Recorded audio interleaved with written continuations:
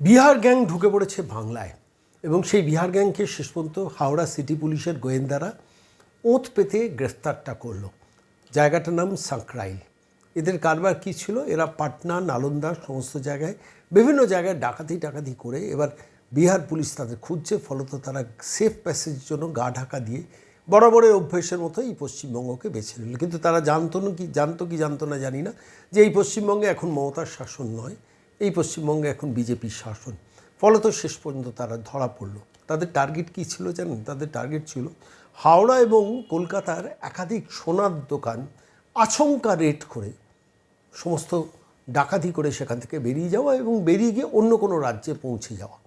তারা এসছিল, বিহার থেকে এসছিল, রেকি করেছিল, হাওড়ার বিভিন্ন অঞ্চল রেকি করেছিল, কলকাতার বিভিন্ন সোনার পট্টি, সোনার দোকান যেখানে, সেই সব অঞ্চলগুলো রেকি করেছিল এবং রেকি করে তারা প্ল্যান মাফিক পরিকল্পনা নিচ্ছিল যে কোথায় কোথায় কীভাবে কবে অপারেশন চালাবে।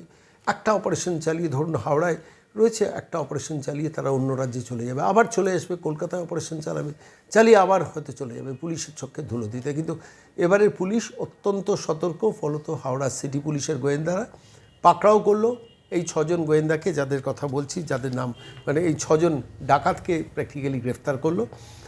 প্রিন্স কুমার, বিশাল কুমার, কিষাণ কুমার, চন্দন কুমার, অঙ্কিত কুমার এবং লবকুশ রায়। এই 6 জন এসেছিলো পাটনা, নালন্দা সমস্ত সাফ করে পশ্চিমবঙ্গে এসেছিলো। বিহার পুলিশ তাদের গ্রেফতার করতে পারেনি, কিন্তু হাওড়ার পুলিশ সেটা গ্রেফতার করে দেখলো এবং সেখান থেকেই জানতে পারলো যে আলটিমেটলি এরা বিহারের বিভিন্ন জায়গায় ডাকাতি করে, হাত পাকিয়ে, তার জিনিসপত্র সাফাই করে, বিহার পুলিশকে ধোঁকা দিয়ে সরাসরি হাওড়া স্টেশন এসে পৌঁছয় এবং সেখান থেকে সাঁকরাইলে একটা আস্তানা ঠিক করে কোনো লোক মারফত, এবং সেখান থেকে তারা অপারেশন চালাবে বলে ঠিক করলো। এখানেই গোয়েন্দাদের সার্থকতা। রাজ্য পুলিশের গোয়েন্দারা যে কাজ শুরু করেছে এখানেই প্রমাণ। আমরা অতীতে বারবার দেখেছি ডাকাতি হওয়ার পর পুলিশ খুঁজতে যায় বিহার। এখানে ডাকাতি হওয়ার আগেই শেষ পর্যন্ত সাঁকরাইলে গিয়ে পেতে তাক করে গ্রেফতার করলো হাওড়া সিটি পুলিশ।